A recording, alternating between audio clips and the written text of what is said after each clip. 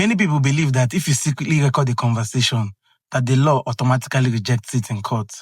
But that is not entirely correct under Nigerian law.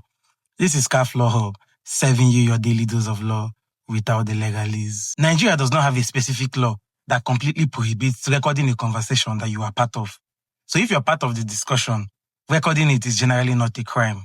However, there is an important legal issue: privacy. Under Section 37 of the 1999 Constitution, every person has the right to privacy, including privacy of communication.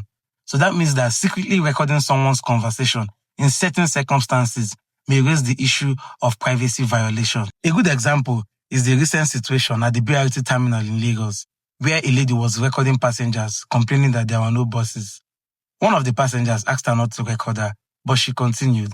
So even though the location is a public place, consent is required. So when someone tells you, no, stop recording, you should actually stop immediately because you require the person's consent. If you deliberately continue to record the person, you are violating the person's constitutional right to privacy, enshrined under Section 37 of the 1999 Constitution. So the big question will be, would the court accept such recording as evidence?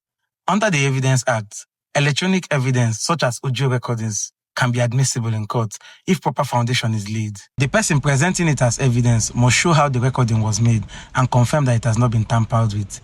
Interestingly, Nigerian courts have held in several cases that evidence improperly obtained can still be admissible inasmuch as it is relevant to the case. However, there are situations where recording a conversation can still get you into trouble if the recording amounts to harassment, blackmail, or unlawful surveillance. So the takeaway is this: recording the conversation that you are part of is not automatically illegal, and it may still be admissible in court depending on the circumstances of each case and the rules of evidence. If you learned something from this video, like it and share it. Someone else may need to hear this.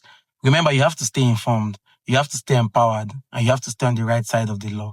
Ignorance of the law is not an excuse. Cheers, guys.